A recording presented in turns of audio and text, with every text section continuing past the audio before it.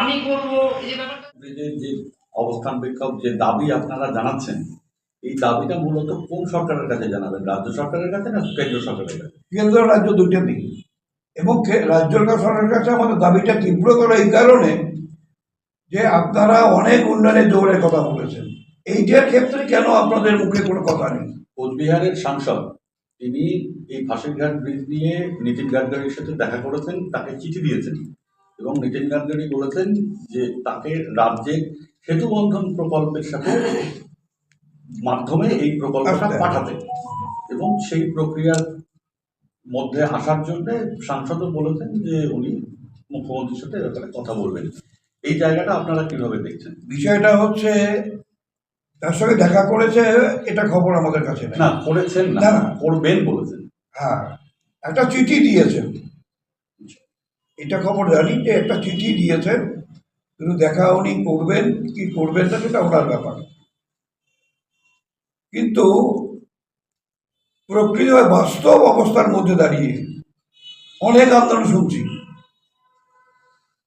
কিন্তু কেন ফাঁসিঘাটের ব্রিজের কাছে ব্রিজের দাবিতে কেন শাসক দল চুপচাপ? অনেক আন্দোলন তো করছেন, বিরোধীরা কোথাও মিটিং করলে তাকে ভাঙবার জন্য লোক সংগ্রহ করতে পারেন। এই ব্রিজের জন্য কেন আপনারা একদম মুখে তুলু বেঁধেছেন? সংসদ চিঠি দিলেন না কার সঙ্গে দেখা করলেন সেটা বড় ফ্যাক্টর নয়। মূল বিষয়টাই হচ্ছে মমতা ব্যানার্জি মুখ্যমন্ত্রী।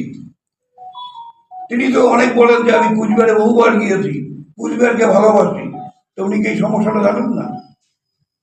তাহলে কেন তিনি কেন্দ্রের সঙ্গে যোগাযোগ করছেন না? তার যদি ক্ষমতার বাইরে হয়, আপনি লক্ষ্মীর ভাণ্ডার দিতে পারেন, আপনি কেন্দ্র টাকা না দিলে আপনি ঘর দিতে পারেন, তাহলে আপনার কাছে টাকা আছে, তাহলে কেন আপনি ফাঁসিঘাটে ব্রিজের জন্য টাকা স্যাংশন করবেন না? কেন্দ্রকে কেন আপনি সরকারি পক্ষ থেকে চাপ দেবেন না? কেন দেবেন না?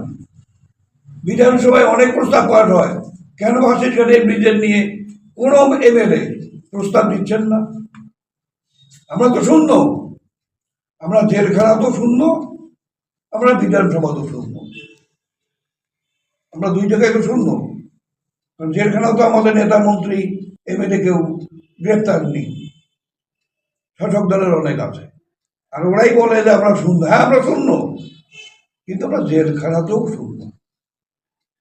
এক্ষেত্রে আপনারা অবস্থানে যে বসবেন, অবস্থানে বসার পরে জেলা শাসক বা কোনো মাধ্যম দিয়ে আপনারা কি কেন্দ্র রাজ্যের কাছে আবেদন জানাবেন? আমরা এটাকে